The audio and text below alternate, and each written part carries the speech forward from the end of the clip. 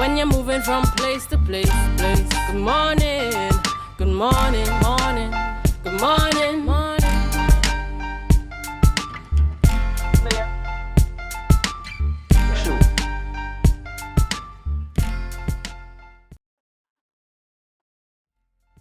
Good morning, viewers, and welcome to the Tobago Updates Morning Show, coming to you here live from the Port Mall in Scarborough, Tobago. As we continue to give God thanks for life, I am Julian Skeet. And I am Rhea Richardson George, and this is the day that the Lord has made, and we will rejoice and be glad in it. Good morning to Tobago, good morning Trinidad, those of you viewing in the Caribbean, and those of you on the live, good Tuesday morning to you. Julian? Yes, Rhea. How are you doing this morning? I see that you had a running start.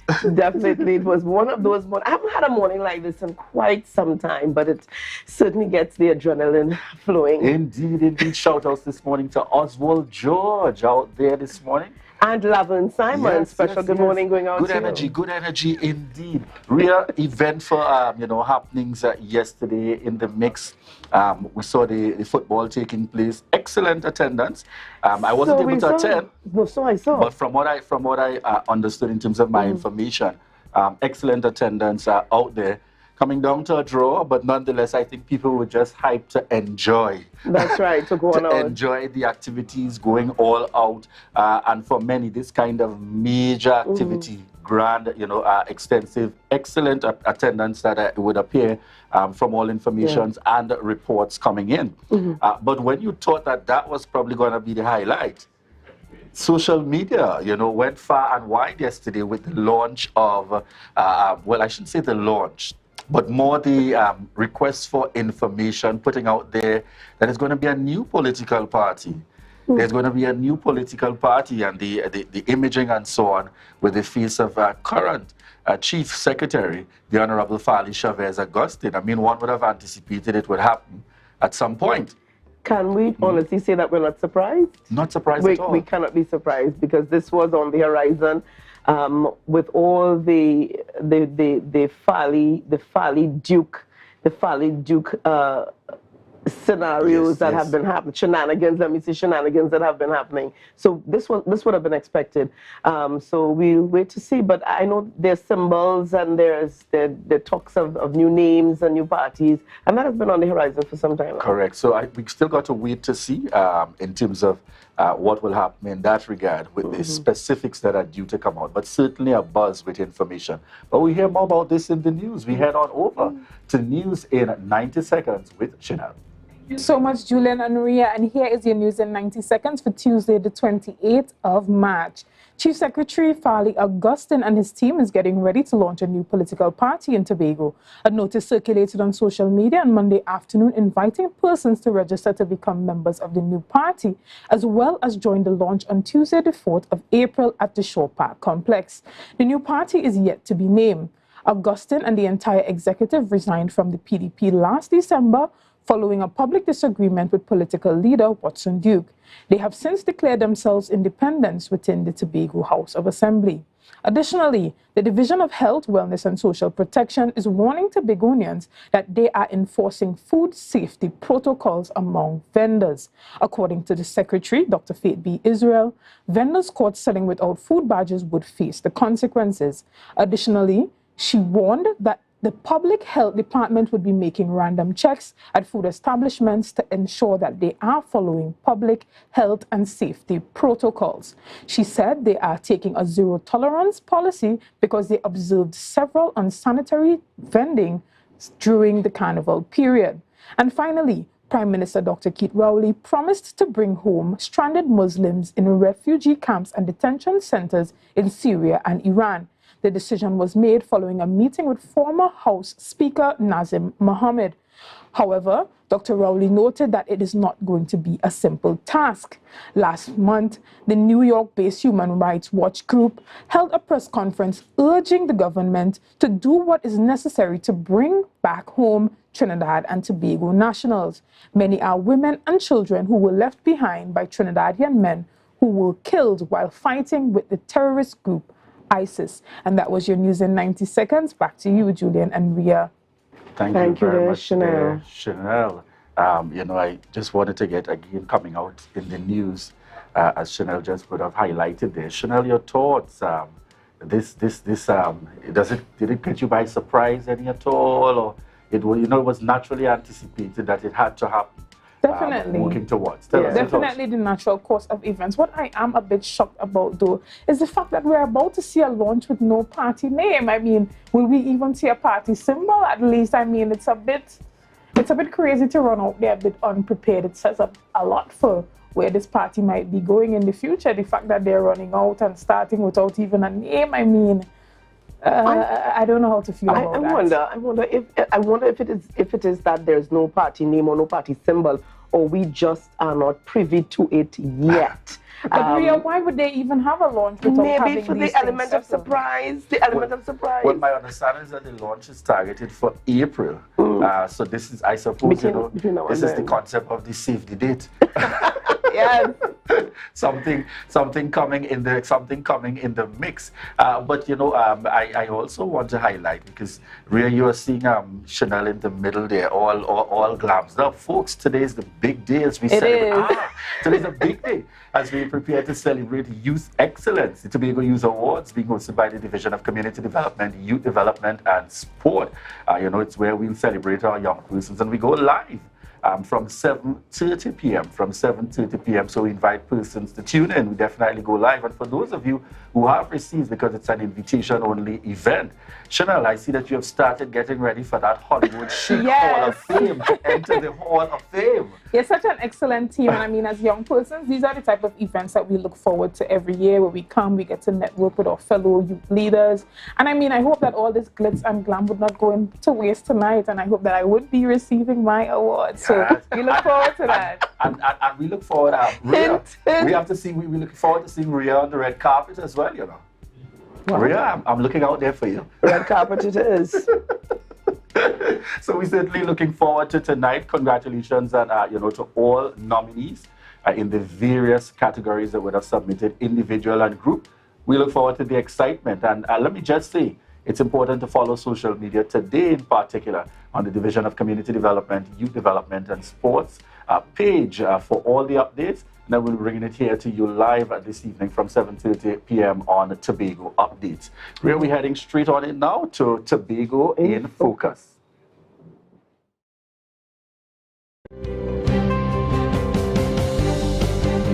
While some persons are aware of various skills they may possess, many are still in search of what they are truly good at. The Division of Community Development, Youth Development and Sport is currently offering vocational skills training throughout Tobago. Well, the Vocational Skills Training Program is one of the flagship programs coming out of the Division of Community Development, Youth Development and Sport, more so out of the Department of Community Development. This training program is used as a tool to promote lifelong learning. It's also used to empower persons as well as to engage in community development. Right? These programs are offered annually. They basically take place during all our community facilities, community centers, as well as our multipurpose facilities. The classes are being offered to both males and females on various days, but all from 5 p.m. to 8 p.m. Among some of the classes being offered is plumbing, tiling, masonry, upholstery, cosmetology, and garment making. The division has also made some changes and additions to their Patience Hill facility. We have a new facility that is being added this year to the vocational skills. This facility would have normally been called the MIC training facility at Patience Hill. We have now renamed that facility to Tobago Skills Training Center, and this would be exclusively used for all our vocational skills classes. We are proposed to host 4 of those classes at the facility. There is much hope that members of the community will take the opportunity to learn a new skill or add to their already existing list.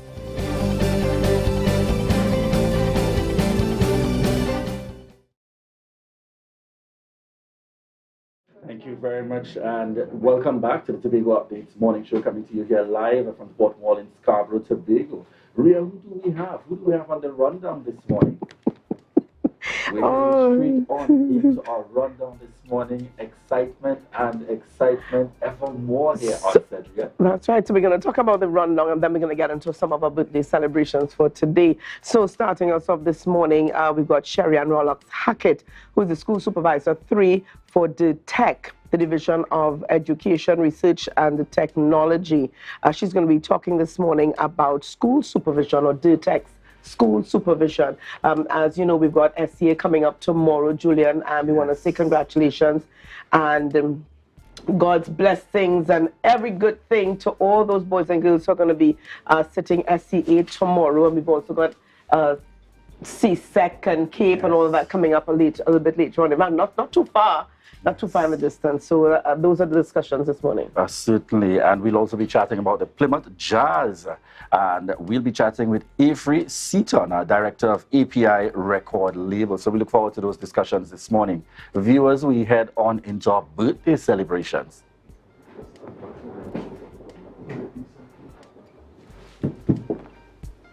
And we get started this morning with the birthday celebrations. On screen, we have Tamika Isles Wallace. Wishing you a happy birthday, Tamika. And then we've got Kevel Dennis.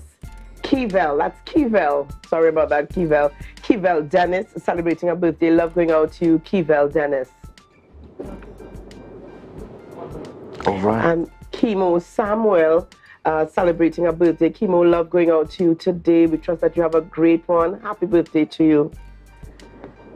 And this is the beautiful daughter of the soil of Bell Garden, BG Tobago, Cindy Toussaint, celebrating her birthday, living outside of Trinidad and Tobago. But certainly have a great one today, Cindy. This is a very familiar face here. Rodney Pigott. Rodney Pigott celebrating a birthday today.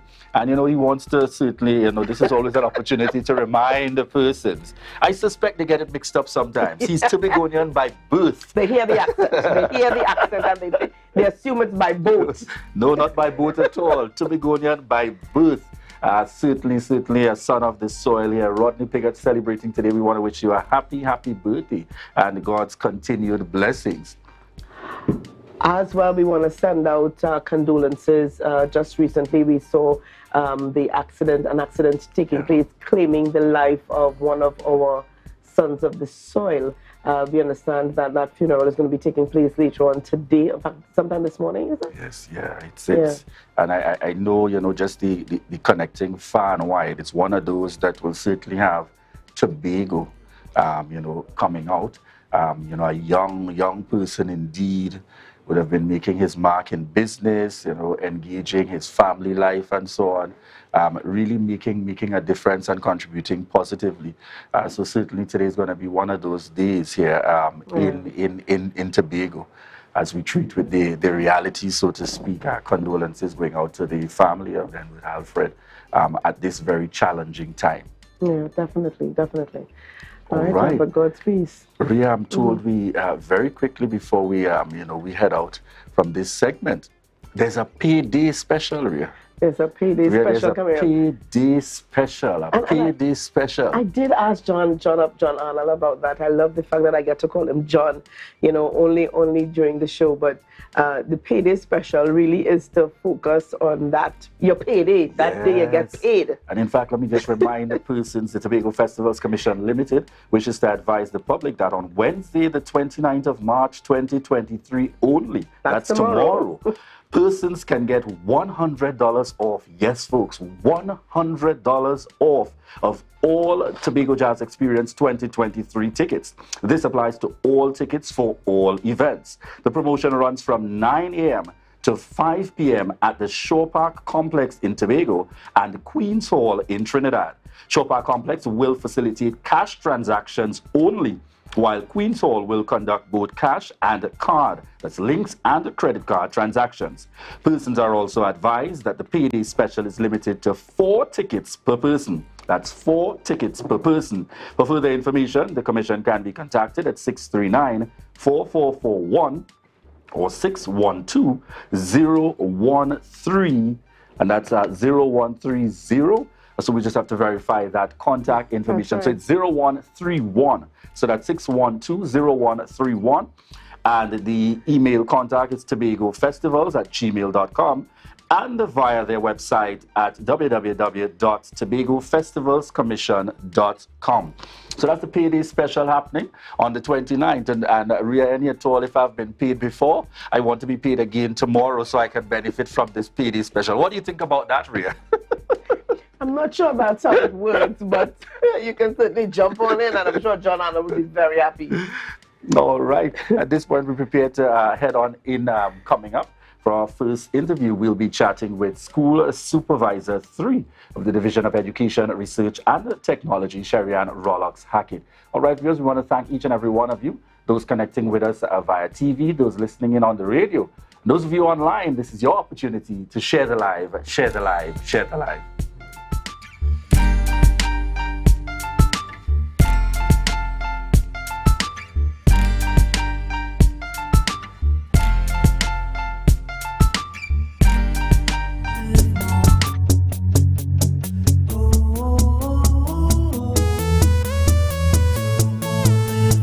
This is how it's gonna go. They better look up below, 'cause this is your show, and everybody's gonna know. Say it to them once again. They better look up below. This is your show, and everybody's gonna know. That's how it's gonna go. They better look up below, 'cause this is your show. Tobago is Easter, so join us. Call Thorns Place 745-7306 or 682-8676 and book your stay now. Rooms as low as 200 TT. Message us on WhatsApp, Facebook, and Instagram. Just a 5-minute drive from the Scarborough Port. Tobago is Easter, so join us.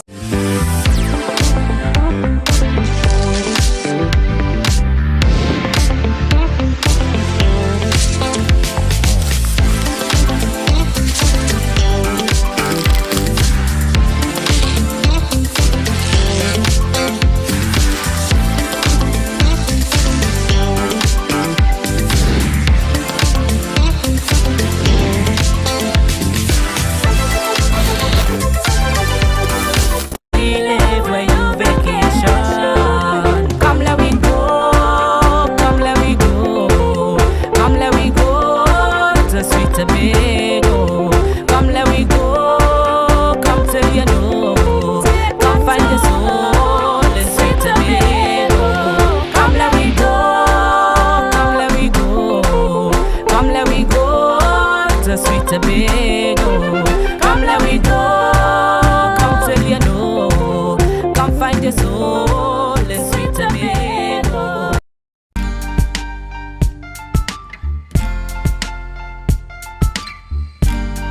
Put a smile on your face when you're moving from place to place. Good morning, good morning, morning. Morning, viewers, and welcome back to the Tobago Updates morning show, coming to you here live from the Port Mall in Scarborough, Tobago. It is 7:22 a.m. And as we welcome you back, we are pleased to welcome on set from the Division of Education, Research and Technology, School Supervisor 3, Sherian Rollocks Hackett. Morning, morning, and welcome to you. Good morning, Mr. Street. Good morning, Tobago. Good morning, all educators out there. My privilege to be here. All right, so as we get the conversation started this morning, we're going from the very broad perspective in the first instance. Some know you from very early in your years in the context that's up at Speyside High, yes. certainly setting and blazing a trail, and then heading on in with this kind of knowledge and experience, years in the service, to head on into school supervision. Yes. So as School Supervisor 3, let's start from that perspective. Your unit and your section, what's the broad and overarching responsibility for school supervision? Okay, I like the fact that you use the word broad, because the role and the responsibilities really, really broad and expansive. I want to start by saying that the unit was first birthed back in the 1850s. That's how long we have something like this. With an inspectorate system, then you had school inspectors. And eventually the role was changed to education officers in the 1950s. And then in the mid-1960s, it was enshrined in the Education Act as school supervisors. So the unit is the School Supervision and Management Unit. It is headed by the SS3, that's myself, and we have one SS2 and two SS1s at the division currently. Our span of control involves all aspects of school operations. So we are generally responsible for the operations of schools, and that includes every aspect, both curricular, co-curricular, administration, examinations to some extent, in ensuring that the work of the school is conducted in keeping with the Education Act, which is a fundamental act that guides education in Trinidad and Tobago, and all the various regulations of the public service and the teaching service are adhered to in that administration. All right. So, and you see why I would have mentioned Broad having some insight into the extent. Yes. Now, tell us a little bit. I know you mentioned in terms of two SS1s, the responsibilities in terms of, so they're responsible for what levels in terms of our school operations? So just for the benefit of our general public. Yes, the SS2 is the most senior SS1 within the area of the primary schools. So we sort of specialize within the unit. So the SS2 and the SS1s, they are responsible for the primary schools. Each person has certain schools that they are responsible for, and the SS3 is responsible largely for the secondary schools. In spite of that, the SS3 has responsibility for all the schools on the island. All right. All right. We also have our ECCE, and those schools are guided by our coordinators in that area. All right, excellent. We've been seeing happening in some of our schools, and unfortunately, when the great things happen, there's minimal publicity. Yes. But when the challenges occur, the school fights, the indiscipline, etc., there's extensive publicity. Yes. Tell us from your perspective, as school supervisor 3, how is the division in terms of responding to these kinds of concerns, and your thoughts generally, particularly, as I said, in these times where social media takes it far and wide very quickly? Yes, I think as a nation, we are all concerned about the level of violence that we see at times via social media coming out of our school system, involving our students. And at one point in time, you saw a lot of the incidents involving our male students, but we also see our female students who are very much involved. And it's quite unfortunate. But, coming out of COVID, we recognize that, that period, probably of confinement, has, to some extent, created additional issues with our children as far as coping and dealing with conflict. Now, at the Division of Education, Research and Technology, we have adopted a multi-pronged approach to deal with the issue of discipline at the level of the schools. Nationally, we are guided by the National Code of Conduct, where we have a disciplinary matrix where schools utilize that in dealing with students. And in addition to that, we believe in restorative justice and also in positive behavior management. So that's one of the things we have been encouraging principals to do. It's not to use a punitive approach in dealing with students who may go in errant of the rules and regulation of the schools, but how do we reform them in a very, conscious way, in a very meticulous manner to bring about, a rehabilitation. We also have the Learning Enrichment Center up at Hope, and we are very proud of that. That is another reflection of our focus on rehabilitating the student. So in the past, students were suspended. They will be at home, and while they're at home, some of them engage in all sorts of activities and so. So at this center, instead of sending them at home, they are sent to the center, and the center manager is Mrs. Woods James. She's there, and there's a staff there. We have they follow a curriculum, and we have members of the student support service. They visit and they interact with the students there, and they speak to their various needs. We have members of the community, stakeholders, members from the police service and other services that will go in there and interact with those children towards rehabilitating them. And that is one area that we are proud of. We also have our safety officers. Mm-hmm. Only recently we employed additional safety officers in our schools to ensure that even on the compound, you have persons there, apart from our deans and our principals and teachers, to ensure the safety of every single child. And would you say that we've come to a more challenging time now? Oh, yes. Where the school system, because we have seen beyond just the students, yes, parents, yes, some are taking it into their own hands. Yes. What's your thoughts and perspective on that? Because I don't know whether that will still be within the full remit of the Division of Education, or some people would say, call the police for them, they're big and they are sense. You know, what's your perspective and your take from that instance, and probably even your words of advice to parents? Well, you know, the school and the home, we have to work together. And it is fundamental that we do so in the interests of our children. Now, sometimes you find that the values of the schools might be in opposition to that of the home. And that's when we have conflict. I think right now, you know, there's a video going around in social media, you know, where in Guyana there was an incident involving student, parent, and teachers. And that in itself underscored the need for us to work together and to collaborate in the interests of the children. Now, at times, when parents have issues, they will come to the division, to the school supervision unit again, and they will lodge their complaint. And we encourage them to come.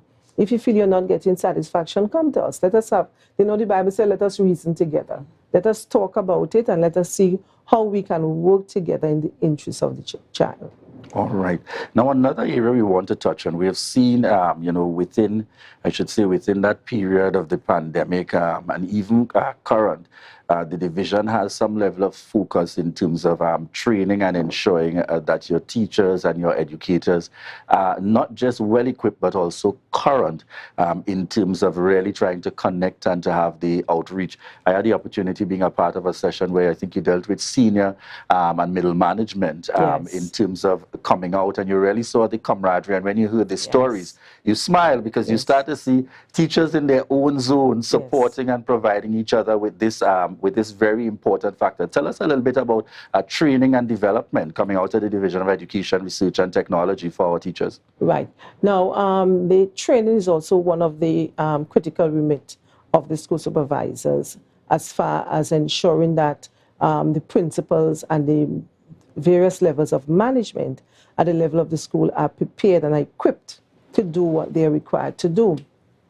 So we held a training entitled Leveraging Middle Management Leadership, and that focused on 120 participants at various levels of middle management at the primary and the secondary schools. So you had your heads of departments, you had your deans, and you had your senior teachers and vice principals who were part of that. And that training sought to focus our middle managers on their critical responsibility, core responsibilities towards being more effective and ensuring that the work of the school is conducted in a way that leads to students' excellence and performance. And also ensuring that they recognize the important role of school development planning, that we have to sit and, you know, collaborate and work together to be able to carve out a plan, a trajectory as to where you will take this particular institution, or and within the institution, the various departments and the various levels and aspects of the school. So we're very, very proud of that. You know, coming out of that, we have seen some teachers going back to school and utilizing the skills that they learned. I went to visited a school recently, and that's this, I want to big them up a little this morning, Signal Hill. And, you know, they showed me a program that they have developed called 800 Tips. And we're talking recently about discipline at the school. And that 800 Tips program that they have, it's an app really, that they develop for their students at their school to report acts of indiscipline. The student themselves, whether it is bullying, etc. And that information gets to the teachers, the deans, in real time. And I said to the principal and the teacher who is involved in leading that is something that we'll want to share with other schools, because one of the mandates of the division at this point in time and of the nation is to ensure digitization. And once we are moving in a direction like that, it's saying that we are on the right track. So I encourage things like that. And before that, earlier this year, we also had our principal conference, which is also another remit of school supervisors. We ensure that every term we are required to have a conference with our principals and our leaders. So earlier in this year, the focus was on digitization. So we looked at developing the processes and systems that principals and leaders would need in order to make their schools effective. The featured speaker came out of the office of the Minister of Digital Transformation, and it was well attended. And I'm also saying that at this point in time, we have many schools who are actively taking some of the forms and systems that were manual and leading to digitization. That also led to the formation of a committee. Now we have a district leadership team at the division that is comprised of school supervision, curriculum, and student support service, research, and also IT. Other units are invited as need be. Right. And coming out of that, we have also established a digitization subcommittee. And their responsibility is to do the necessary investigation and come up with a recommendation as to how, at our level, at the technical level, we can lead in digitization as far as the division is concerned. So some of the data that we have lying around, report books and all these sorts of things, to make them digital, and even the community cards, record cards, that captures the data on students, that all those things are digitized. You know, right? I'm happy you mentioned that, because I'm hoping there would be some kind of discussion.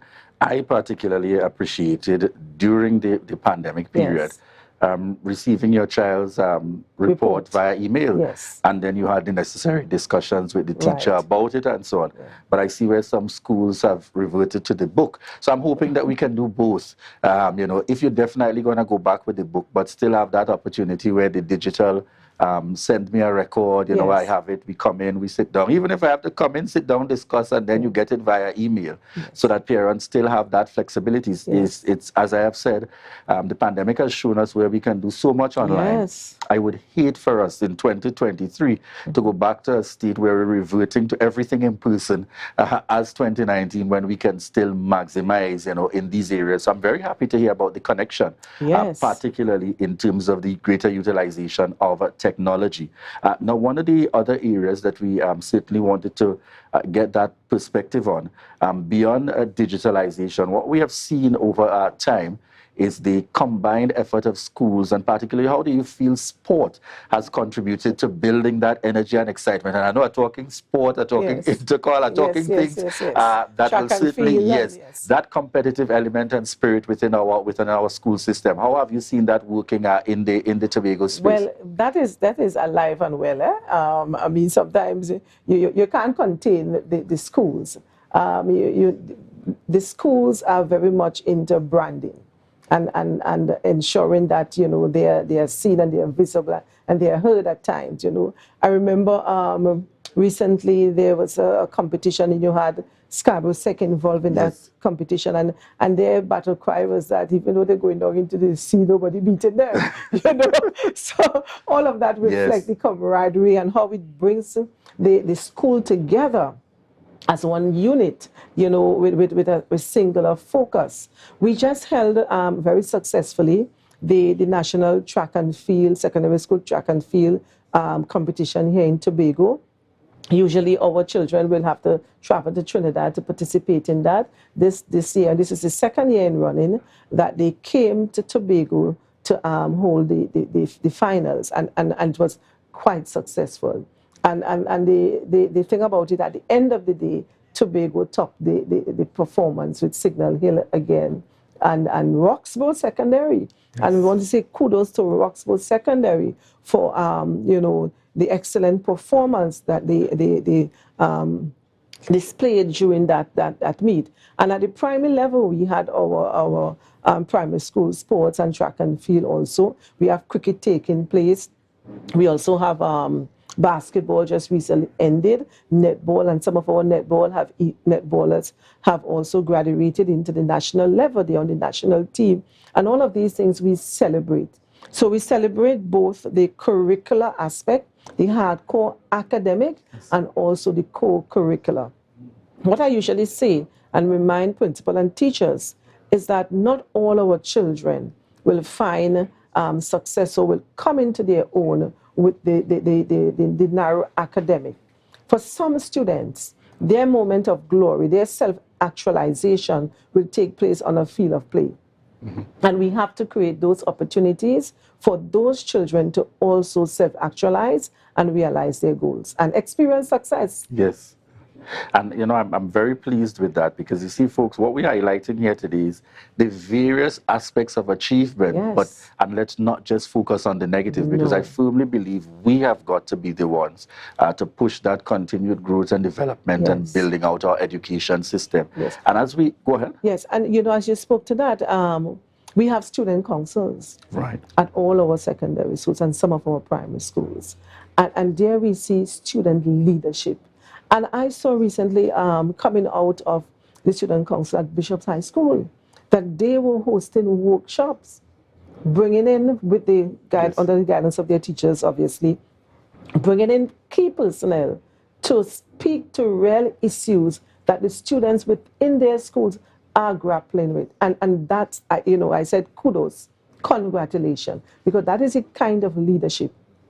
We are preparing these children for citizenship. And, we will come off the stage at some point in time, and they have to take charge.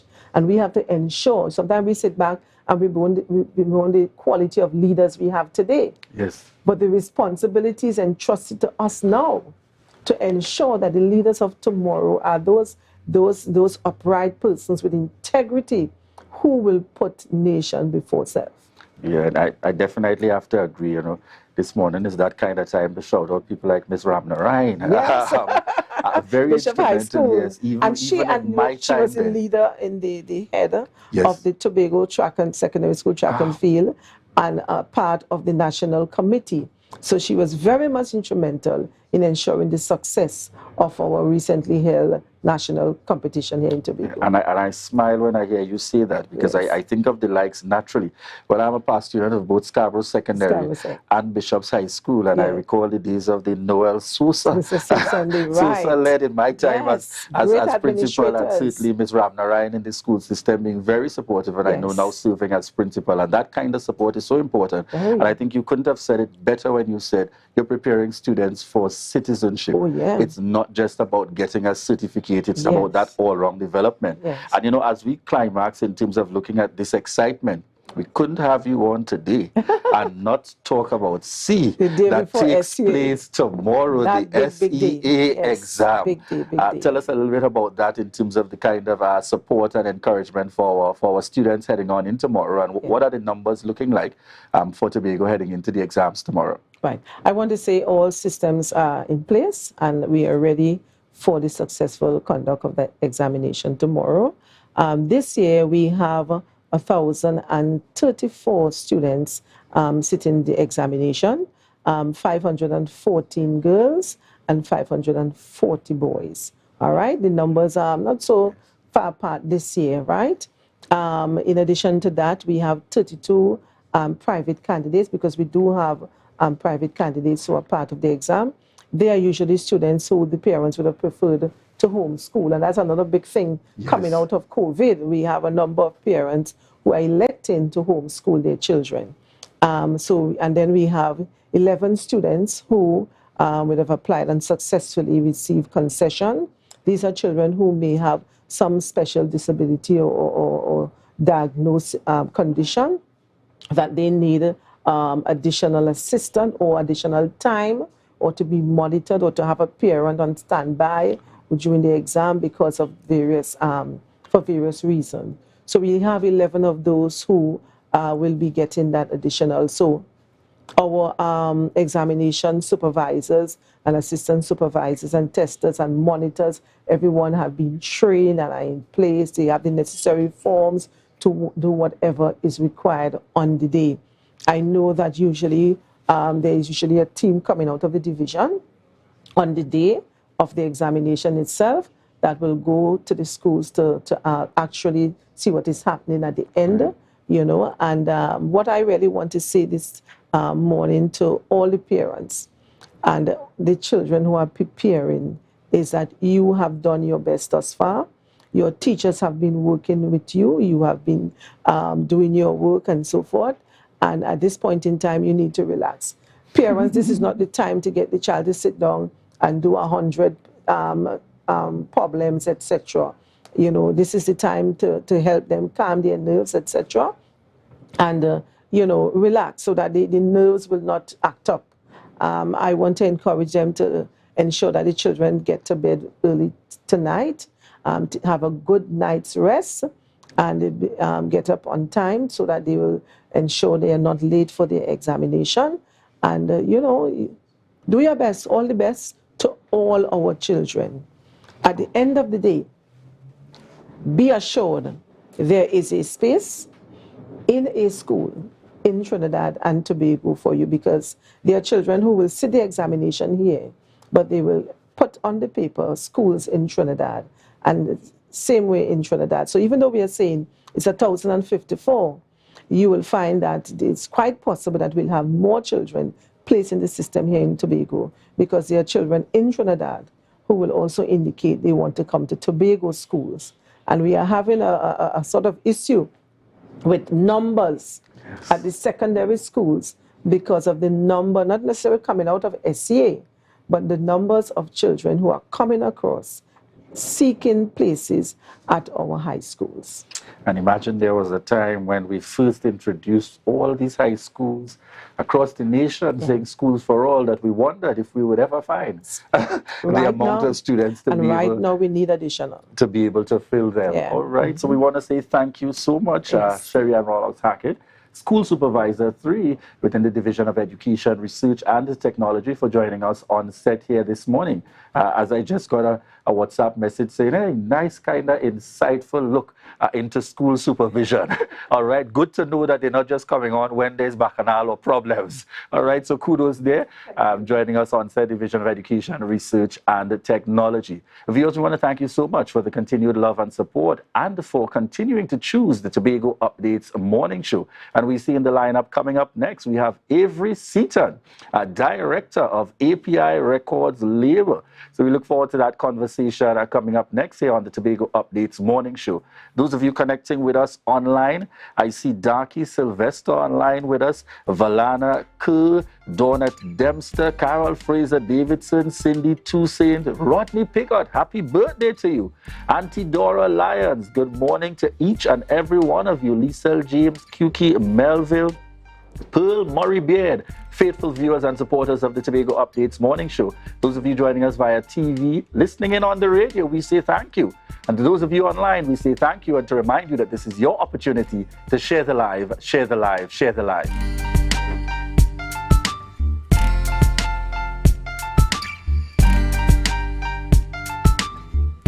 Tapicom. Welcome to the future. The only card you will need in a new world. Digital business cards. Safe, hassle-free. The future is here. Tapicom. new generation digital transfer. Digital time clock cards, digital attendance cards, air tags, customized designs, digital clothing tags, digital pet tags. Tapicom. The future is here. Contact us today. October will never be better with Tobago Carnival Fever. Okay, passage and come on over. Tobago, it's time to go. Sweet like Tobago, here's the real deal. Nothing sweeter than when your internet fast all day, every day. I telling you, it's real nice when your home internet and TV package fit your budget. Well, if that's what you want, you're safe with Digicel Plus. Sign up or switch to Digicel Plus now and pay $0 for 1 month. Plus, plans start as low as $199 and you get installed for free. Visit digiceltt.com or a Digicel store now. MI4 Security Services Company is the most advanced security service in Tobago. Ask about our cash and transit service. It's safe, risk-free, reliable, and timely. We provide safe banking delivery for all business types and sizes with highly trained staff, 24/7 monitoring, coordinated emergency response, and a well-maintained fleet of armored vehicles. Contact us at 660-7723 or visit our website at www.mi4securitytt.com to sign up today. Welcome to L'Image Parfait Day Spa, your urban oasis and wellness center. Our services includes massages, treatments, facials, pedicures, weight management, detox programs, and much more. Call us today at 624-1452 or 720-7474. Trinidad locations and Bonacore, Tobago at 273-7772. Let us treat you like the VIP you are.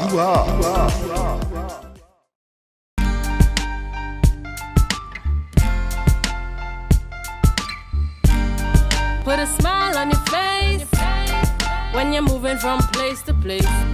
Good morning, good morning, good morning.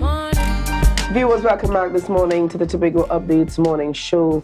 We are chatting at this time with Mr. Avery Seaton, the director of API Record Label, and it's all about Plymouth Jazz at Dawn 2023. Good morning and welcome to you, Mr. Seaton. Good morning and welcome to Tobago. Good morning, Tobago. It's good to have you on the program with us. We're talking jazz this morning, and all of this is leading up to the Tobago Jazz Experience. But give us an idea this morning of where this Plymouth Jazz at Dawn came from. The background story. Well, I never really missed jazz in Plymouth. When jazz was in Plymouth, with Whitney Houston, Elton John, I booked my ticket and come over to Tobago to go to Plymouth Jazz. Right. And when I moved to Tobago, you decided, look, I'm going to give up Trinidad, moving to Tobago, excited about Plymouth Jazz. And there's no more jazz in Plymouth. They moved the jazz in Plymouth. They came, Fisher Point, here, there. All over. I said, well, what is this, boy? And my good friend DC's Rennie Dumas was wrong. And I said, Rennie, let's bring some jazz back into Plymouth. And I'm an early morning person. I wake up at 4:30, 5 o'clock and have my little coffee and my little jazz. And start your day. I said, well, listen, we could bring something like a little breakfast jazz instead of having this evening jazz. It's been a breakfast jazz. And I went home and sat down and relaxed. I said, no, it should be jazz at dawn. It should be Plymouth Jazz at Dawn. And I took it to the team and they said, yeah, and the team was is the Plymouth Bethesda Heritage Development Foundation. Right. And I say, listen, folks, if we can do this. And I say, let's go with it. And it was birth. So is this the first year of Plymouth Jazz at Dawn? Nope.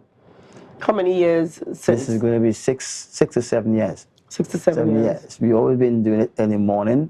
And we always use the glorious Saturday morning to do it. Right after Good Friday, we always come right after Good Friday. So you have a breakfast one time this glorious Saturday to get into the Easter. Okay. So tell us what persons can expect for Jazz at Dawn. And Dawn says here it's early. How early is early?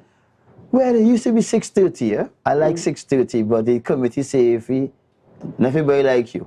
We sleep a little later, okay? So they go from 7:30. Right. And what you can expect every year is that breakfast experience. When you walk in by us, you usually smell the coffee, you smell the cocoa tea, the whole long time cocoa tea. Yeah, like you had to describe it. Yeah. My grandmother, I see that a long time for, so they well great that cocoa. Yes, the evidence is always at the fingertips. Yes. And you have your bake, you have your saltfish, you have your full breakfast.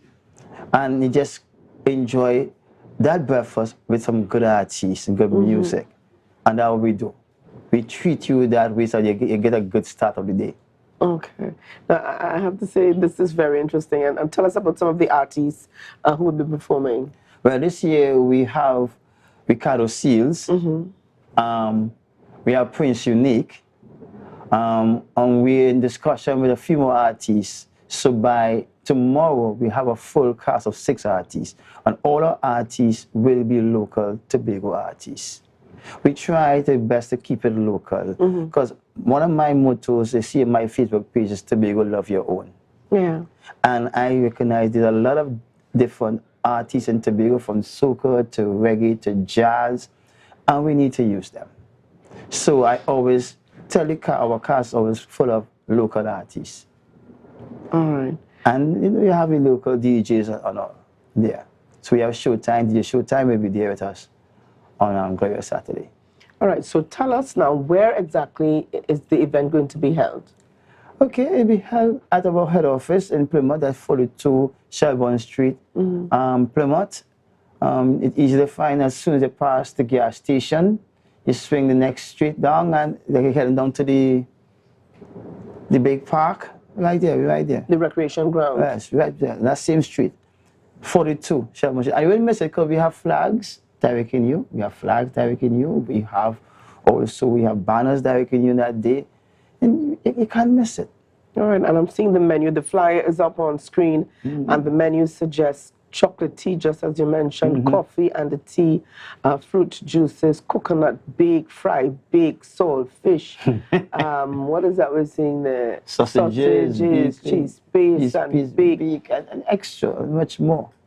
All right, and that's just a sample on the flyer. That's just a sample, just the taste of it. Oh, yeah. Yes? So what else? And I see here the prices. They tell us about the cost of the tickets. Well, 100 to enter. For entry fees, 100, and you could go to any booth and get your breakfast, buy your breakfast. And if you have 250, the VIP, we provide you the breakfast and a few drinks. Okay.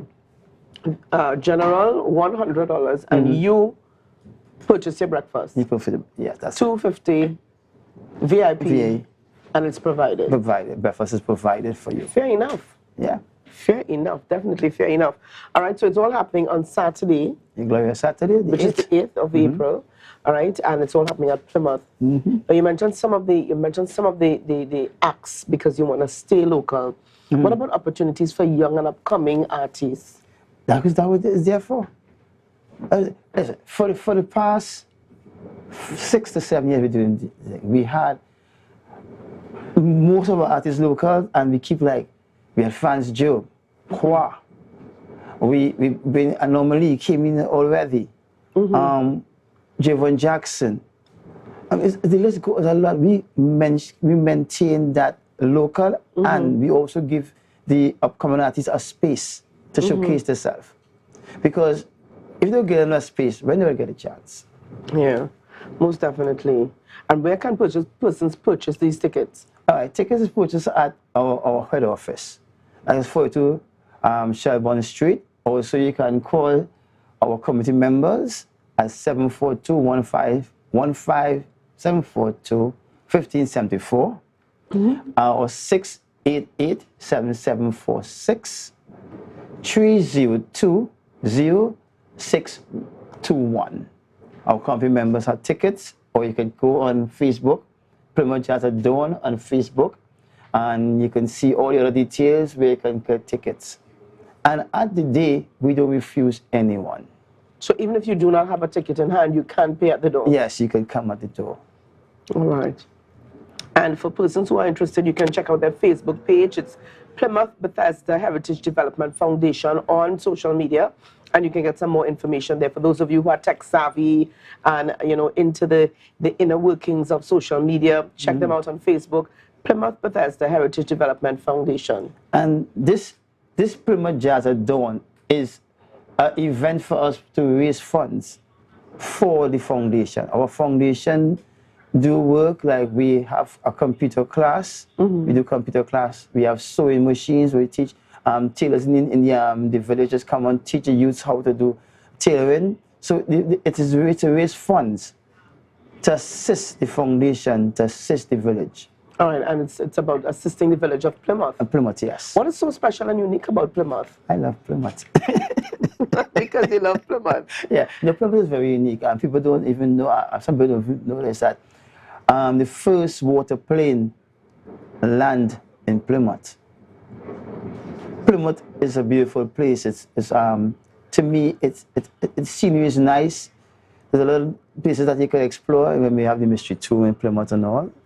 And Plymouth is very nice. And when you go Plymouth and you go down on the free long there and you listen to some nice jazz music down there, it's very nice. Really nice. Most definitely. Then again, all of Tobago is. Yeah. All right, but Mr. Seaton, we really want to thank you for being on the program with us. Sure, so we got just about a week or so before, a week and a half before the event. Yeah. So we encourage persons to check them out on social media. You can get some more information and you can purchase your tickets. Remember, $100 general. And you purchase your breakfast, $250 VIP with breakfast included. All right, so again, thank you for being with us. Thank you, Tobago, and thank you very much. All right, well, viewers, lots more coming up. We have got GMT coming up with Chanel Felix just after. So stay where you are. Join us this morning for your coffee, your tea, your fruit juice. It's not like jazz at dawn, but certainly wherever you are, that you can join us for your breakfast. And have a great day. Stay safe on the roads, and we will see you. We've got Youth Wednesday coming up on Wednesday. That's tomorrow, and there's a holiday on Thursday. So I guess Julian and I are going to be seeing you, God willing, on Friday. So have a great day, Tobago. Be blessed. Bye-bye.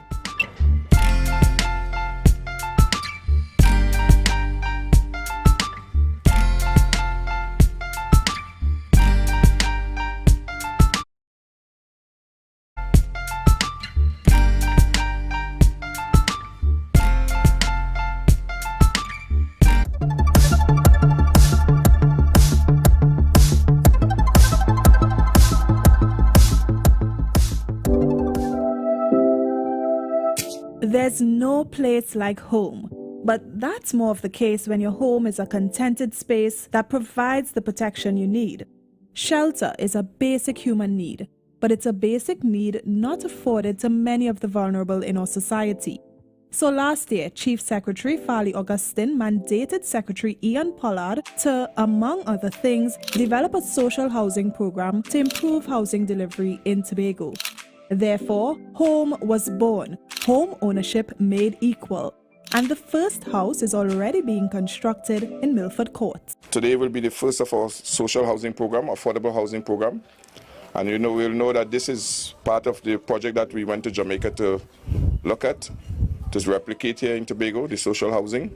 And today, this is the first of many that is there to come.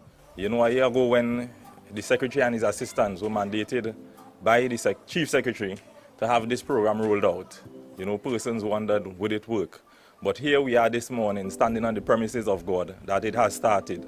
A cadre of individuals who really and truly just cannot afford. Even if the THA is to sell up them a piece of land and they could afford that, they wouldn't be able to afford to build a home. And if the THA builds the home, they can't afford it. But they are among the neediest of them all. And so this home ownership made equal program is really geared towards targeting people who are experiencing extenuating circumstances. Construction started on Wednesday and today is Sunday. And between Wednesday and Sunday, an entire foundation is completed for what will be a 2-bedroom, 1-bath home. The first target for this program is someone who is differently able, someone who is blind. So you can see already provisions are being made to accommodate someone who is visually impaired. All the THA is paying for the home being built behind me is the actual materials. The labor is volunteered. The equipment being used, those are volunteered. The furnishings for the home have already been volunteered. So this is an example of the community coming together to help those who are most in need. That was a production of the Department of Information, Office of the Chief Secretary, Tobago House of Assembly.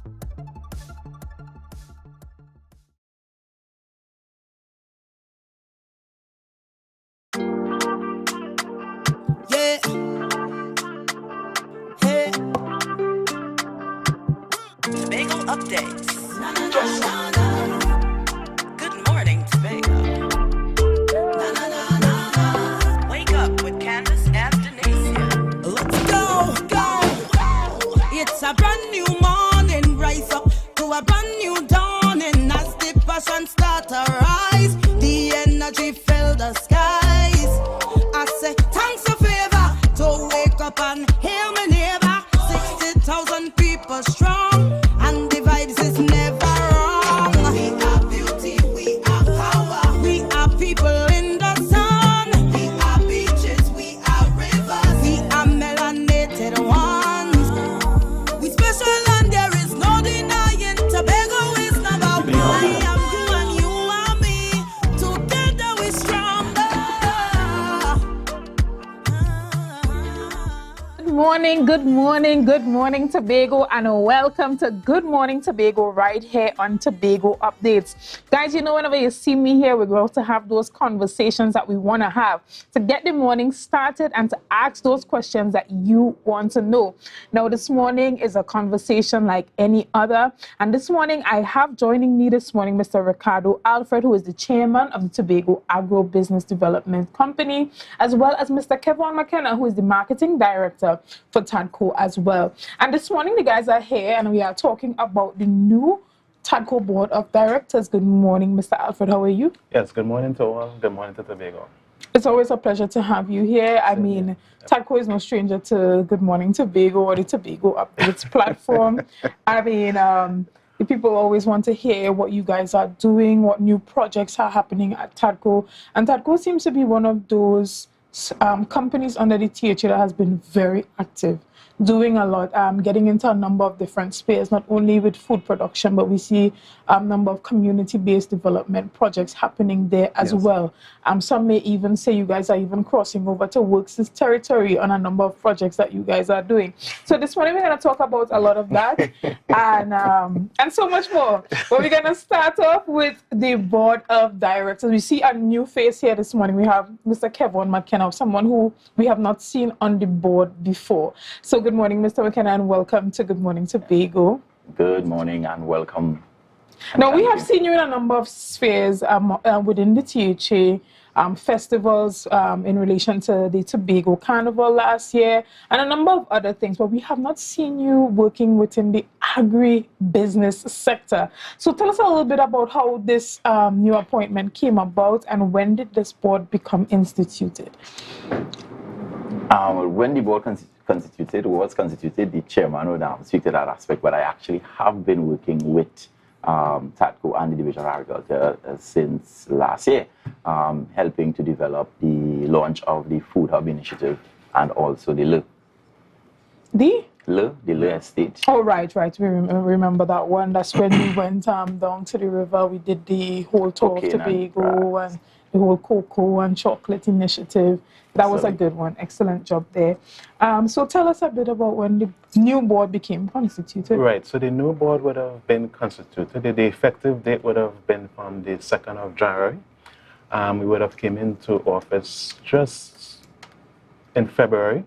If I can basically describe the board members, so we have Mr. Kevon McKenna, who is an excellent person as relates to marketing. I followed Mr. McKenna's career for some time now. We are former schoolmates, both secondary and primary school. our fathers both worked in the same industry, in the TSTT. So I know Kevin work, I know of his ethics.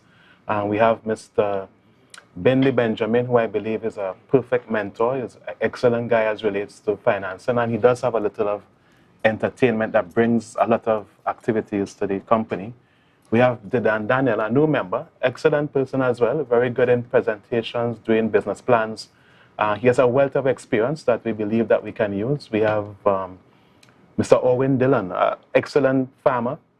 He is one of the farmers in Tobago that have moved from a farmer to now business and to own a restaurant and is providing food to your plate. So he has moved from the dirt straight to the plate. We have Bernadette Kwashi. Bernadette Kwashi is my very good friend. I believe that she is one of the more excellent persons as relates to dealing with IR matters. I can't ask for a better IR person. We have Mr. Christmas, who is the elder. Mr. Christmas' contribution is very excellent. He is always willing to provide some keynotes on what we should do and how it was before and that kind of thing. Very good person. We have Mr. Hollis Walker, perfect person in terms of dealing with the fish aspect of it. He is very knowledgeable how to deal with the fish. He is currently working on getting persons who can do the come on the capital of pilots and be trained. Currently, we have 2 persons that have been trained. I'm going to get them on some other boats. I'm going to speak more about that later on. We have, so what else we have there? We have the board secretary, Miss Abby Warner, very excellent person, always on point. She's very articulate. One of her better skills I know of doing up the minutes in time and that type of thing. She's very good, actually. I can't ask for a better person. So, this board here is one of the better boards, I would say, in terms of the capabilities and the qualifications of the members there. And, we are able to move a lot of mountains and do a lot of good stuff in this space. Okay, and so no one from this new board was a part of the previous one? Yes, we only had 3 new members, Mrs. Kevin McKenna, Abby Warner, and Didan Daniel. Right, and the rest of members, they were on the previous board? Yes. Right, so I just want to make that clear. Yes. So talk to us about the means of appointment. Is it that you're in charge of appointing members to the board, or is it the secretary that's in charge of? So that's for record and for information. In terms of appointing people to the board, that lies solely and only with the secretary of the division, Mrs. Natisha Charles Panton. Right. Yeah, so that decision of who comes to the board lies with her. Right, but you are able to make any recommendations on who you think would be a good fit? I am guided by her choices. Okay, excellent. I'm guided by her choices. Excellent. Yes. And let's talk a little bit about the capital of paradise and that vessel and everything that's being done to increase the fleet on that vessel. Let's know what is the latest with the capital of paradise. Right, so the capital of paradise would have come back to our waters last week. We would have exported, I believe it's just under 3,700 pounds of tuna. It has an equivalent of maybe 2,300,000 US. And the bycatch would have come to Tobago just under 1,500 pounds. That was sold out in a couple of, in about 2 hours' time, all was sold out. The aim of the capital of paradise really is to really assist persons who in the long line trade. We have persons that train, and I want to share with persons as well. What we are embarking on right now is TADCO is in a space now where we can manage these aspects. I would want to put some stuff in the open as well, that we have some companies in Trinidad that have been looking at us in terms of managing. If they are, and I'm appealing to all the investors, if you see it fit and you have a little money home, I'm appealing to you as well, right? And you want to invest in a vessel, you can buy the vessel and have TADCO manage it. Come in to us, let us sit down and have some numbers. The management fee for these things are normally between 5 to 10% of the profit. And let us manage this space. We have persons that are trained. One guy, another Walker, he is going to be, I am positioning him to go on another vessel to see, so that he can expand his horizon. And this is what we have to do. The vessel is going to be used for training that we can actually provide crew and provide some aspect of persons and longevity in this industry. So we are in conversation with a couple of people as well locally here in Tobago, whereas they have the same boat, but they want to have TADCO manage it. Okay. Managing these assets are very, very challenging in terms of crew, the operation, where to go, monitoring the weather is a very time-consuming and very, very tricky career. And so I want to talk a little bit about that food box initiative. Now, the last time you came here, we spoke extensively about that. We spoke about, I think it was Nouveau Farms, who you guys had contracted to do some of the processing for the box. There was also slight backlash that came from some persons that may not have been 100% satisfied with it. How often, I want to ask about the board itself. Does the board turn over? Is it every year? You guys change the board? The board is valid for 1 year currently. It's valid for 1 year. Yes. So did the impact of the food box initiative have any impact on the actual changing over of the board and persons being removed from that board? Well, no, I will take that question. That doesn't impact because that's operational matters and it will continue. In fact, in the month of March here, we are set to distribute over 1,000 food boxes. The items such as the chicken, the pork, cassava, composite bread, cassava mash, breadfruit waffle mix, sweet potato mix, cassava waffle mix, are all from Tobago suppliers. It's interesting to note, well, since December we have been doing this. So since December you have 1,000 food boxes being distributed through the area representatives or the village councils to pick them up and they will distribute. Also what is good is that since September, we have distributed over 35,000 chickens because we have this program now where TADCO is holding the farmer's hand. So we provide you with the chickens, we provide you with the feed, most recently we added the medication. You rear the chickens and then we purchase these chickens back from you. These chickens are now what is used in the live boxes, in the food boxes. Right. And have we seen any turnover with that particular project as yet? Can we quantify the success of that poultry farm initiative? Well, it's a pilot project, and one, it's to also remove us from, we're always talking about we bringing in the foreign chicken, right? So this is a pilot project to remove that, where we can start to feed ourselves, and probably within a 2-year period, you can see Tobago comfortably feeding itself and exporting to probably Trinidad and other Caribbean islands. Yes. Okay, and so what I want to ask you, Mr. Alfred, is what would be the success measures for this particular poultry farm initiative? How do we measure its success? Right, so first we have to understand the facts. 43 million birds are consumed annually in Trinidad and Tobago. 250,000 of that is Tobago, which include both local and the foreign chicken.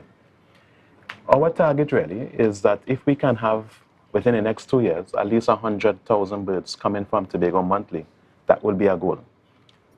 Currently where I work, I see what comes on the island on a daily basis. I actually see what comes on the CARICOM jetty and who is buying what on a daily basis.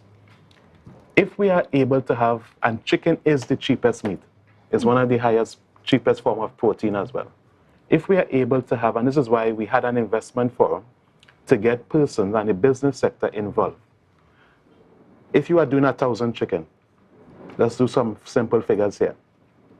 1,000 chicken requires, if you get a chick at $10, right? That's 10,000 that you need right there. Over the pace of 6 weeks, you need 60 bags of feed. That's 18,000. That's $28,000 that you would need to do 1,000 chicken. That is just for the bird and the feed. I ain't even talking about infrastructure.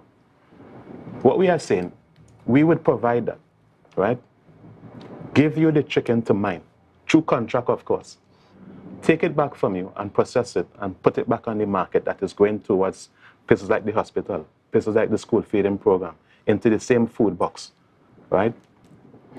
Then you can build a constant commodity on the island. Tobago lacks a constant commodity on the island, and chicken is the cheapest meat right now.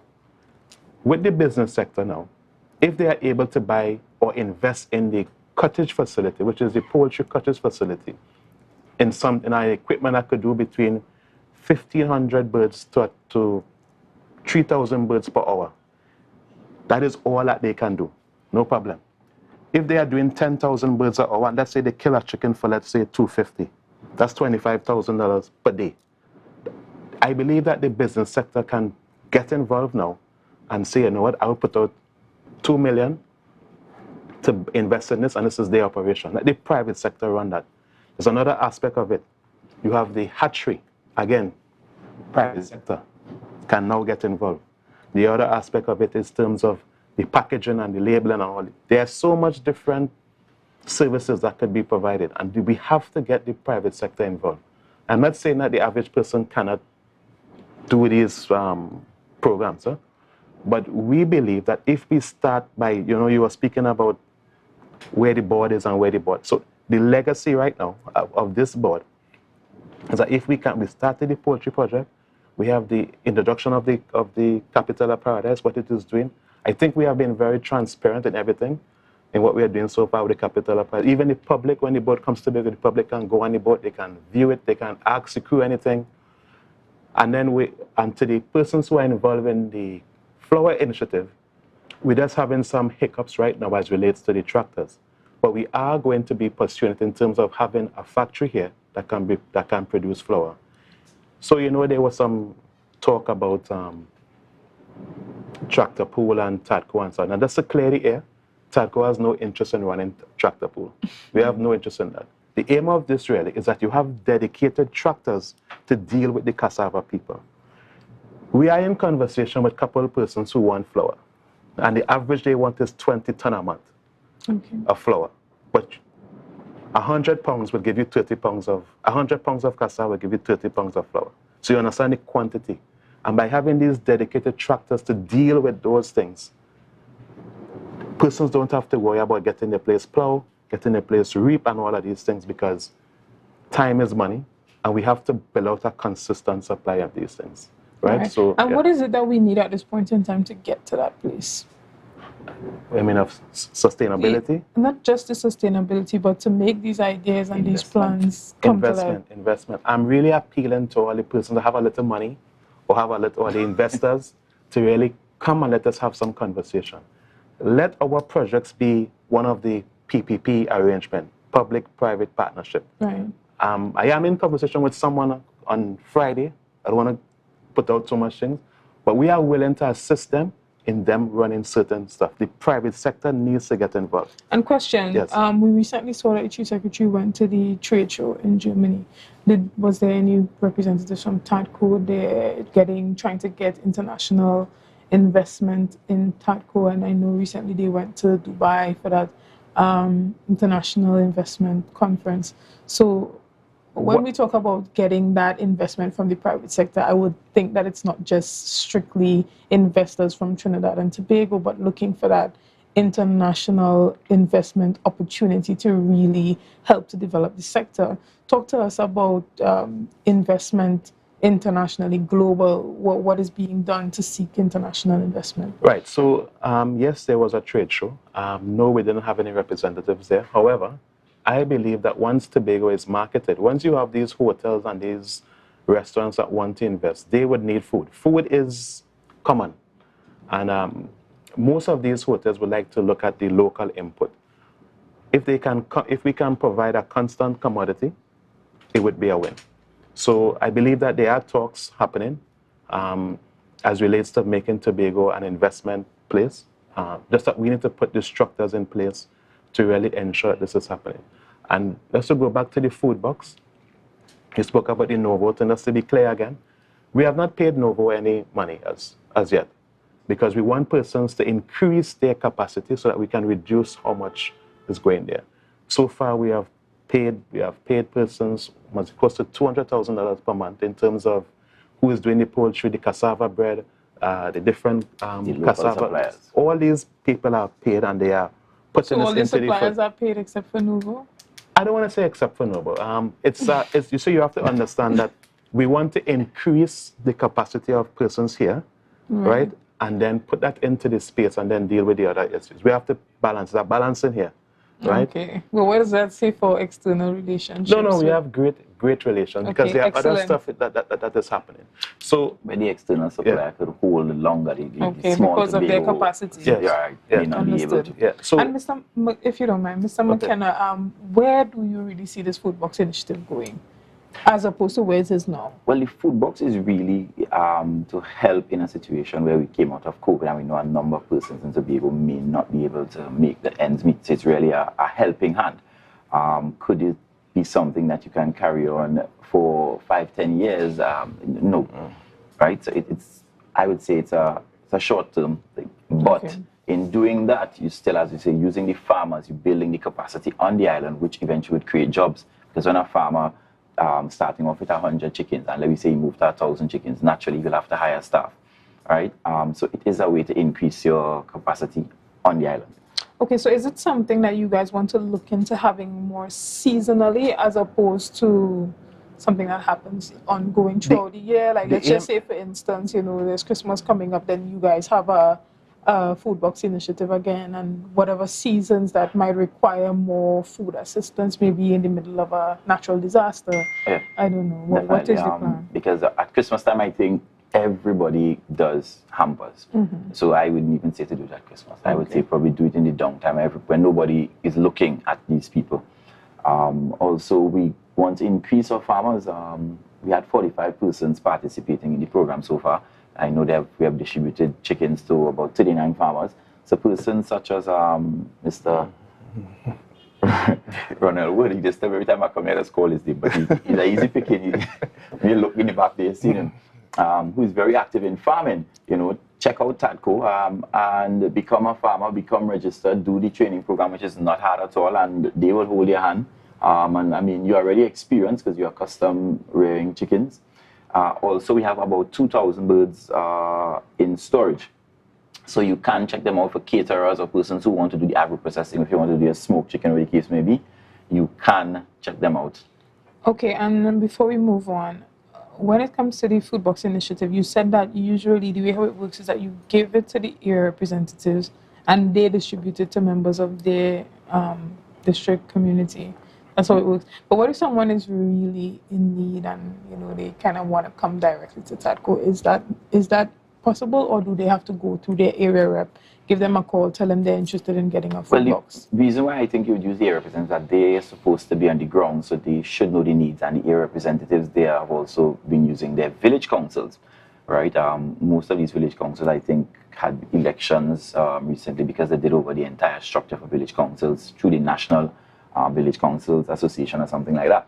So by them linking with the village councils should be the lifeline of what is going on in the area. So it's just a person to reach out to that village council president or even the area representative, and they would see how best they can help. And remember, outside of these area representatives themselves and even village councils have been doing hamper distribution. I know Ms. Morrison has always been actively doing that every month. She's packing a hamper and distributing. So you have that area representative, I would say, a village council. Okay, and Mr. Alfred, before we kind of round up this interview, tell us a bit more about the investment process and the areas that directly need investment now.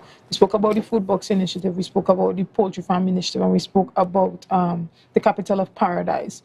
What is the structure of investment? How does it work? How do people become investors? Right, so what we have right now is some presentations that we would have presented to a few investors at last Thursday at the Shopper complex. So we put out the structures where we are, and Mr. Keith George. Mr. Keith George is is our livestock director. Excellent person, wealth of knowledge. I mean, you couldn't ask for anybody better. So he would have prepared this document. This document have where we are, what TADCO is doing, and where we need to be. And he also provided the inputs, what is needed to take the sector. So what is needed right now is a cottage facility that could process anything between 1,500 birds and up per hour. And that is what is needed right now. What we have on the island really is the local persons who are doing maybe, to kill 500 birds will take some time. It will not be one day. But for anybody who understands business, if you have birds that are 6 weeks, at the end of 6 weeks, those birds need to be slaughtered. Beyond 6 weeks, it's going to cost you feed, time, and labor. But they would need to have a facility here on the island that could definitely assist in doing these things in large numbers. The investment is for persons who have a little extra money that want to maybe build out a farm that could do 40,000 birds. This is the numbers that we have to reach in able to have a sustainable product, right? Just to recap on the capital of Paradise, so the capital of Paradise would have had some some battery operated beacons. We have since graduated into, proper beacons. Is it solar operated? Or? No, so they use satellite feed. Okay. But it's a sealed battery and they are rechargeable. Okay.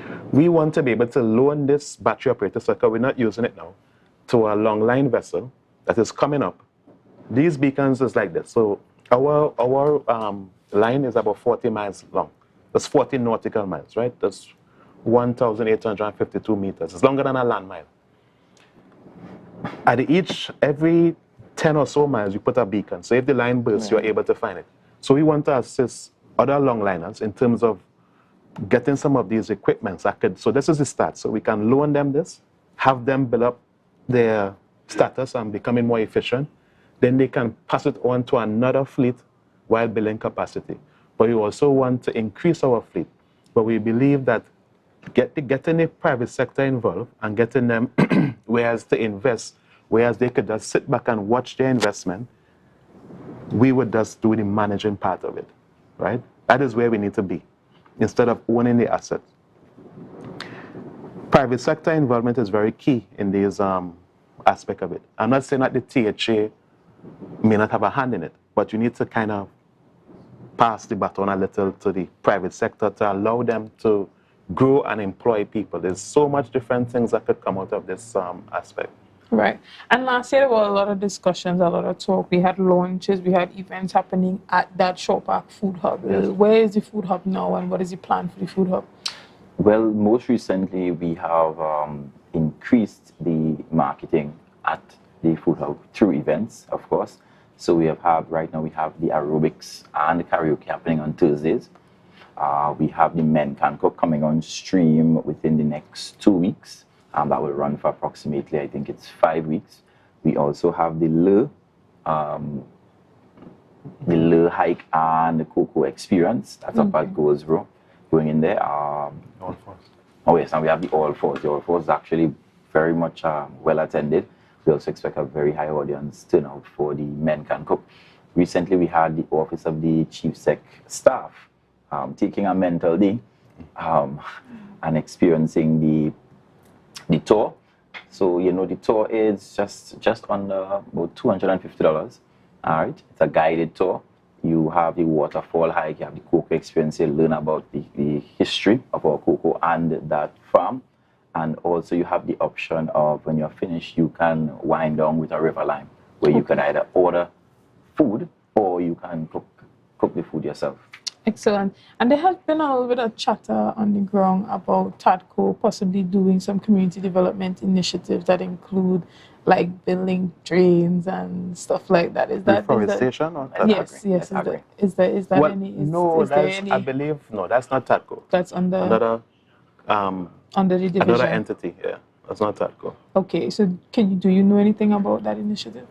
I've heard, just like you have heard the rumors, but I can safely say is not TADCO. Okay. Yes, but right. What I would want to say as well too is that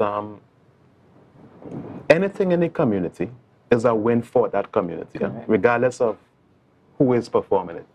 There are a lot of communities that are in need of certain stuff. I myself, in my community, I would put out a lot of bins and stuff in the area. So anything that anyone does or any entity is a win for that community. That's all I would say on that. As it relates to the Food Hub, just to add, so to all the vendors, we heard your cry. We were putting now we have our own speaker system there with televisions for entertainment. And there's 2 attractions that are coming that is definitely going to increase amount of persons coming there, and these things would be tendered out. So we're going to be having a bar coming on soon, very soon. It will be tendered out to persons. We're going to be having use of the those car park. We actually have rented the car park for upcoming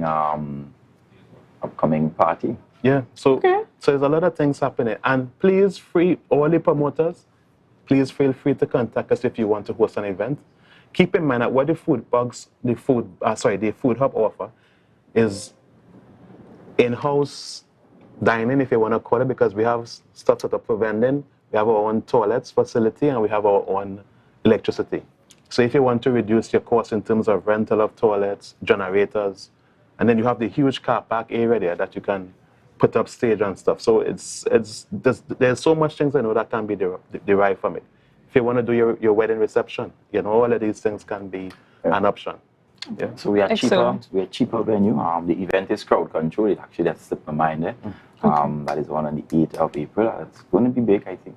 See him bringing a Jamaican artist. Okay. Yeah, so that's going to be exciting to see. Tobago doing a lot on the island, and we see a lot happening with the food hub as a venue, not just for vending, but just a pretty good place for Tobagonians and visitors to hang out and stuff. Yes, and what we're going to be doing on a Sunday evening, those parents who have the kids, bring down the bike, come down to the food hub. There are going to be some activities soon where we can get the family involved, because the family element is very key in terms of building relationships, in terms of making strong characters, and building the society. So there are going to be some activities there for children.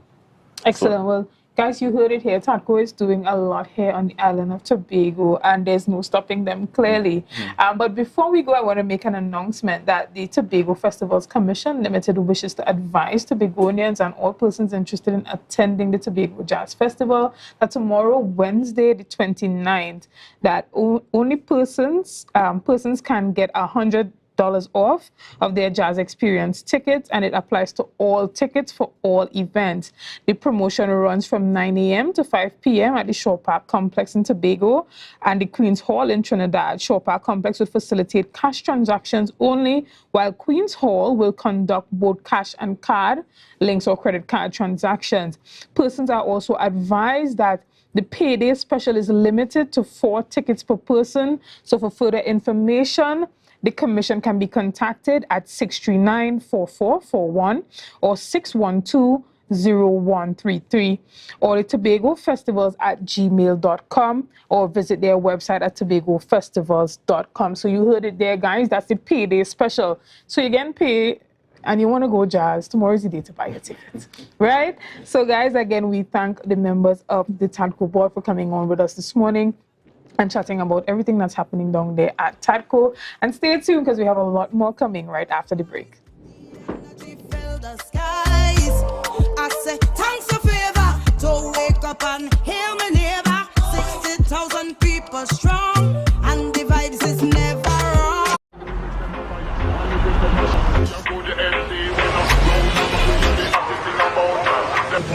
Everybody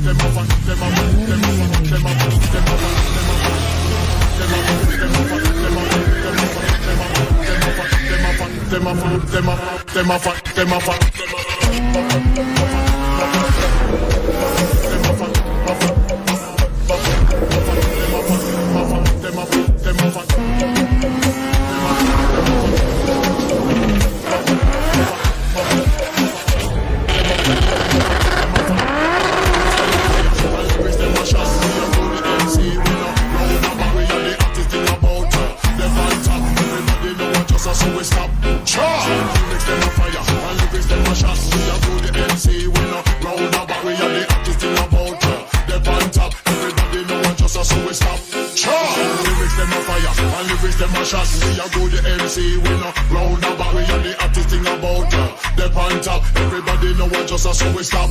Sure, lyrics them a fire, and lyrics them a shot. We a good MC, we no round about. We a the hottest thing about them on top. Everybody know what just a so we stop. Sure, them a fight, them a fight, them a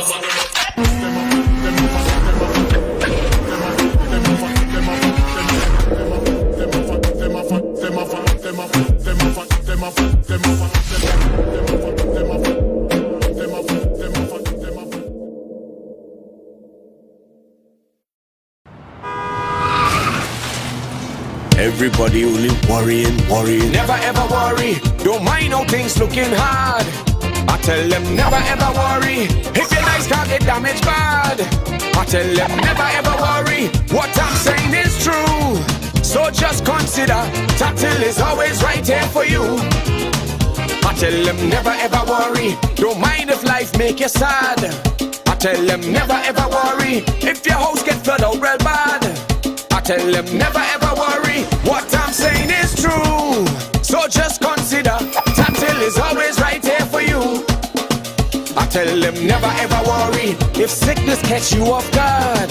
I tell them never ever worry. If times fall on you real hard. I tell them never ever worry. What I'm saying is true. So just consider Tatil will always be here for you. Never worry about a thing. Tatil, where people are people. You know what I mean.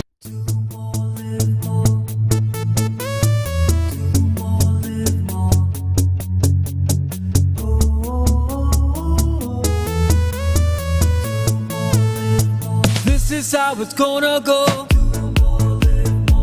They better look up below, 'cause this is your show, and everybody's gonna know. Say it to them once again. They better look up below. This is your show, and everybody's gonna know. That's how it's gonna go. They better look up below, 'cause this is your show. Yeah. Hey. Tobago updates. Good morning, Tobago. Good morning again, and welcome back to Good Morning Tobago right here on Tobago Updates. Guys, as we continue our conversations this morning, I have the pleasure of sitting with me, a lovely lady here this morning, Mrs. Jody Melville Nimblett, who is the Director of Purity Application Services. Now, she's one of those go-to persons on the island of Tobago here that you go to when you want assistance with your U.S. visa applications. Now, this morning we're going to talk about some do's and don'ts of the visa application process. Now, some persons like myself may feel brave and a bit independent and want to apply on their own, but there are other persons who might just need the extra help or just the extra boost of confidence when making an application. So good morning, Jody. Good morning. It's a pleasure to have you here this morning. Thanks for having me here again. Right. Now, for some reason, of all the visa application processes, that U.S. visa application seems to be one that persons kind of lack confidence in when they're making that application. Yes. Maybe it's because we hear so much about persons being denied a U.S. visa, that persons just, you know, lack confidence when applying for that particular visa. When you say lack confidence, I think it's more of a lack of information. Right. And the person would share their experiences, whether it be successful or not, right? And we know how Tobagonians are. We like to hear, see. So I try my best when my clients come to me to kind of limit the hearsay about what it is someone else's experiences was like. So with the US visa, we all know that they look for requirements and strong ties to your country and also your purpose of your visit. Some persons feel, you know, they have to work with their landee, they have to work with their whole life to go for a visa, which is not like that. You know, mainly what I try to do with my clients is have them work with the main documents, which is your passport, one passport size photo, and your fee sheet, your confirmation page. Basic things like your job letter, your bank statement, business registration if you have one, marriage certificate if you're married, and if you're applying with a child, the child's birth certificate, not your utility bill, your deed, and all these unnecessary documents is not needed. Because most of the time when you go to the embassy, they don't ask you to see not an inch of document. When you're going on an interview, you have to convince the interviewer that you're going to come back to your country. I am not a visa counselor, so I am not going to tell you if you do this, you would get through with a visa. But what I'm going to try to do is assist you with the documentation, which is limited amount, because it's how you really articulate when you go on an interview. It's how you really sell yourself when you go on an interview, when you go for your visa. Excellent. And what are you, outside of that, what do you think are some of the major misconceptions outside of just having to carry your whole life with you when you're going to the embassy? What are some major misconceptions that you also come across? I come across some stuff like this. Persons are very fearful because money is spent. All right? And when they go for their visas, sometimes the counselor may ask them, who are you going by? They don't know. But they know, but they don't know. So that could be a situation where they will say, well, all right, if you don't know who you're going by, then it doesn't make any sense I issue this visa. Sometimes they may ask you your purpose. You just blandly say, I'm going for a vacation. Expatiate on your vacation. It's your first time. You're telling them, you know, you want to go and sightsee, you want to go and shop, and we West Indian people like to shop for barrels and send down barrels to Tobago. So you have to expatiate on your purpose. Expatiate on your questions that you've been asked. You understand? And we know how Tobagonians and our cultures are, our culture is, we can tend to be a bit firm when questions are being asked. And I mean, you know, sometimes you just need to break it down a little bit and just ease it off. You know, what is your purpose? You state it with confidence and articulate it properly. So going for your visa is not as hard as people would portray it to be. And I want Tobagonians to come out of the mantra of not convincing people to try, because it's only, if you try, that's the only way you would know if you get through. It's like you're going, you know, you're going to play a playway, and you don't know if you're going to win the playway. So it's just, I just want to encourage persons today that not everybody experiences is yours. You have your own experience, and the only way you would know if that experience is yours is if you only try. Okay, and question, when it comes to the types of visa, do you have particular packages when you are offering these visa application services? Yes, so do I you do. have packages for students versus maybe athletes versus maybe a B1, B2 visa versus persons who are looking for a working permit? All right, so I don't consider it has to be a package, it's my service. I would do the application, I would pay the fees, I would make your appointment date. However, if it's a waiver visa where persons who are renewing their visa that was issued from 2009 up to 2013, 2014, and it's expired within 2020 and onward, what I will do for you, I will do the application, pay your fees, and mail it out for you. All right? With different types of visas, yes, I don't have a package. It's a service I provide, so I will do everything. I basically do everything for you.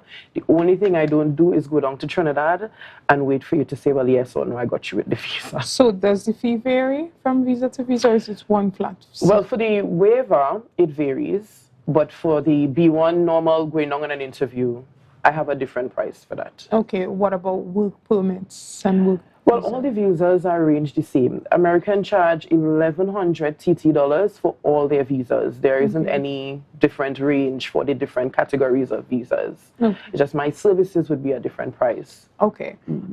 Question. Let's do myth or true, right? Okay. So if you are traveling with your family, you are more likely to get a visa. Myth. Okay, explain. Reason being, when you go on an interview, everybody is an individual, unless you're below the age of 14 or 16. Once you're above the age of 18, you are an adult. So you have to show your supported documents on behalf of yourself. So it's up to the consular to say, well, all right, this person is going on a group. Let everybody get their visa. If not, try again.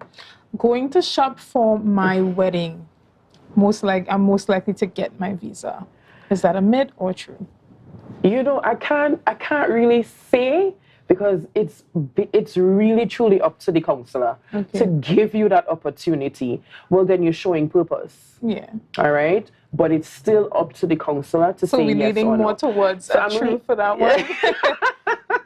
So we shop in Miami and we come back for the wedding. You know, you have something to sell yourself there, and you have a purpose because you want to go out there to shop for different things for your wedding, because we know how Tobago is limited. So at least you have a probe to state the reason why, other than just a vacation. I have been invited to a wedding or conference. Am I more likely to get my visa?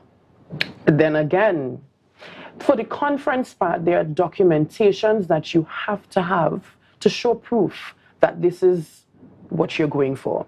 And on the letter, it must state day, month, and year, and when you day and to and from, right?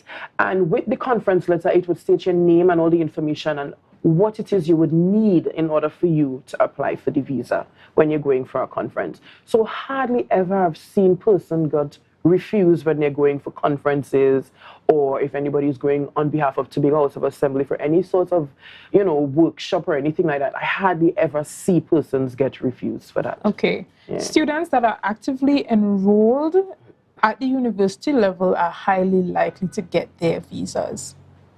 So you're saying that once they're going to university, while they're enrolled at the university, because we know, like, for instance, universities like the University of the West Indies, you go to the faculty, they usually give you a visa letter. So what about that? That's a myth. That's a myth. Yes, because I just recently had a student, and she have about 2 more years, and she had a 10-year visa before, and they did not give it to her. So it really, as I said, it really depends on who the counselor is and how they feel about giving you back the visa. So sometimes, as I would say, you're in university, you just focus on your university studies, and after you get your job and you're doing what you have to do, you can try again, because what they normally do is watch your patterns of travel. All right, and I try to advise my clients, when you get your visa, please do not stay in the people in country more than 3 weeks or 4 weeks, because they do watch your patterns of your travel. Okay, and one of my final questions would be, I have a C1 visa and I want to transfer to a B1 or B2 visa. Am I more likely to get mine? All right, so that's a crew member visa. Yeah. Well, one is a transit. Oh, it's a crew member in transit. So normally a crew member in transit would just be for on the ship, if they have to go to Miami or all these other docks. Yes, if you reapply for a B1, B2 visa, that is up to the counselor to see yes or no if you're going to get a B1, B2 visa. So a C1D is basically you're working. So now, but most of the times with crew members, they normally apply for a B1, B2 visa. So when they're on the ship, they can come off and do whatever and so forth. But hardly ever, as I would say, a crew member would get refused. But that is not for me to see. That is for the counselor's decision to be made. What about those people who have just the C1 visa, which is the visa in transit, for those persons passing through the U.S. to travel to other countries? Oh, you're talking about the in-transit visa. In-transit. Where they just have a layover yes, and stuff like that. Well, again, you still have to show documentation that you are qualified for the visa when you're, because you remember it's different categories. So with a B1, B2 visa, you have to show proof, and then you would have overlay and show your travel history. You might want to go Dubai and all these other places where transit visa are needed. So when it is you go back for a B1, B2 visa, as I said, I cannot determine, well, you would get it or what. They would have to determine that you would get the visa. Okay, and our last question. I am a frequent flyer. I've flown all over the world. The only place I haven't been to yet is America. Will my travel history assist me with securing a U.S. visa? From my experiences, it can vary, right? travel history is very important because you show you going and you're coming back to your country. So as I would say again, it's truly up to the visa counselor. All you have to do is try. Do not listen to the extra noise. Go ahead and try for your visas. This is your life. This is your experiences. You know that if Mary say, I did not get through, Mary experiences is different to yours because Mary would not travel and go nowhere. You have been around the globe. You have shown. You have conversation to keep. When you go to the consular, you tell them you have been to Dubai, you have been to this, you have been to that, and you would just like to visit the United States to sightsee and shop and stuff like that. So you have conversation. So I want persons to stop listening to the extra noise and have their own experiences, have their own path in life, because we know how Tobagonians are. We know that if I come to someone and I say, you know, I want to go and try for my visa, what you think? Girl, don't waste your money, don't. So I want persons to just stay aligned with themselves. If you're not sure about something, there are persons out here that would assist you. Like myself, we have Scott who does the same services. We have Akini by churches there. He does the services also. So there are persons here to help you in Tobago, and a lot of persons are not aware of us because are hearing that they're going to Trinidad to do the service also. So we are here to assist persons in guiding them along with the application process. All right, okay, and tell us how can individuals get connected with you for you to offer you, to get your services? Well, I'm on Facebook, definitely, and my number is on Facebook. And by new, my services have spread by mouth and by persons who would have come to me. But you can contact me on Facebook or WhatsApp. Can I give out my number? Yeah, definitely. So my number is 702-1208.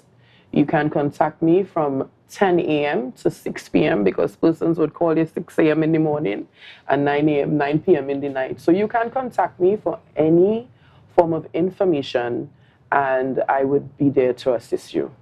Excellent. And so what is the Facebook page? Jody Melville Nimblett. I don't have a business here. Okay, excellent. And so do you have any packages, any offers, any specials I really up? want to come up with something, but I have to have some form of advice as to how to go about doing it. Right. Because as you remember, as you know, this is a service. Right. So I would have to come up with something with someone who is, wanting to try, and, I just charge them for the US only and just leave out my fees and just do it for them to without selling yourself short. Without selling myself short. Course. So, I would definitely do a package very soon, because I guess a lot of persons is asking about packages. Right, yeah. And so do you see a growing need here in Tobago for the service, for more people to probably get involved in providing such services? And do you plan maybe in the future to offer visa services for other places? All right. Yes, I see a growth because Tobago, we are very limited for information. And mind you, the U.S. Chief Counselor do come to Tobago and give question and answer sessions at the Division of Health. And they would have sent out a lot of Facebook pages to let persons know that they are here. You can come and ask questions, but you see a limited amount of persons. However, what was the next question? The next question was in regards to you offering services for other visas. Actually, I have Grenada and Barbados, and I don't understand why Barbados, but they just heard of me through a student that was going to the university, and I would have done the application. Grenada don't have an embassy. So some of them have to go over to Barbados and according to come to Trinidad. So yes, I do other persons in different countries, but it's not as much as Or would you see yourself doing maybe like Canadian visas? I do Canadian visa. That's part of my services also. Okay. But the Canadian is a bit more tedious because they don't see you for an interview. You have to upload your life. That is where you're uploading the deed, the utility bill, everything. You have to upload your life, right? So with the US, as I said, you don't need that much of that document that you would feel that you need and all the big money in the bank, because I've seen persons went with statements that is less than $1,000 and got through with a visa rather than a person with $100 and something thousand didn't get through with a visa because of the way they project themselves at the interview. And what about that Canadian family migration program that they have? Have you ever interacted with that? I've did the express entry before, I've did permanent residency renewals, but I'm not informed much about it, which I would be eventually because a lot of persons want to migrate. I would have done a lot of open work permits and work permits because of persons being accepted at jobs out there, especially nurses and truck drivers, right? So yeah, definitely, yeah. Definitely. Excellent. So we know if we want to migrate, we want to work outside, we want to you take must be accepted by a job. Persons feel like you just have to just apply for a work permit. It doesn't work like that. You must be accepted by a job, and the job must be under the Labour Marketing Association. So that person in Canada must want your services, because remember, Canada have other persons who would definitely need a job. So what is so special about you? So that person must want your expertise in their company. Excellent. And I do not have any more questions for you this morning, right? And so thank you so much for coming on and sharing your services for having me with us, your do's and your don'ts, some of the myths of applying for your visa, and the fact that your services are open to all, even if you're not directly in Tobago at the moment. You might be on another Caribbean island, or wherever in the world you are, and you want to get assistance with applying for your U.S. visa. Mrs. Jody Melville Nimblett, she is the girl. She's the person to call. And as she said before, she can be contacted on Facebook. Her number is there. Just reach out within the hours of 10 a.m. to 6 p.m. Right. So keep between the hours and let her know what your concern is, what service you're trying to get, what type of visa, and she would be there to provide you with those services. So again, thank you so much for joining us, Jody. You're welcome. Thanks for having me. Yes, and it's always a pleasure to have you here on Tobago Updates. Guys, again, before we leave, the Tobago Festivals Commission, it's Jazz. Jazz is coming pretty soon. In the month of April, we are seeing Jazz Festival happening here on the island of Tobago. At the Tobago Festivals Commission Limited wishes to advise the public that on Wednesday, March 29th, only persons can get 100% off all Tobago Jazz Experience tickets, and this applies to all tickets for all events. And the promotion runs from 9 a.m. to 5 p.m. and this is tomorrow, Wednesday, the 29th of March. Guys, it's just tomorrow only. So if you want $100 off, tomorrow is the day to get $100 off that promotion. And just know that the promotion is, you're going to get those tickets $100 off at Shaw Park Cultural Complex, as well as Queen's Hall in Trinidad. And at Shaw Park, you can only do cash transactions, while at Queen's Hall, you're allowed to do both cash and card. And persons are also advised that the payday special is limited to only 4 tickets per person. So if it's a lot of tickets you want, you got to carry your whole crew, right? So for further information, you got to contact the commission, and their contact information is here on the flyer on the screen. And you could also call 639-4441, right? And you can go to the Tobago Festivals at gmail.com, send them an email, let them know your request, or just simply go to their website at tobagofestivalscommission.com. And so guys, make sure you don't miss the Tobago Jazz Festival this year. We're going to be there. Tobago Updates, of course, we are going to be covering the Jazz Festival. We're going to be on the inside. Guys, that was all we have for today. Thank you so much for joining us. Thank you for liking. Thank you for sharing and commenting. Had a number of interesting conversations this morning, as we always do. Again, thank you for joining us here on Tobago Updates and making us the #1 broadcast station on the island of Tobago. Guys, thank you and have a great day. Wake up with Candace and Denasia. Let's go, go. It's a brand new morning. Rise up to a brand new dawning as the passion starts.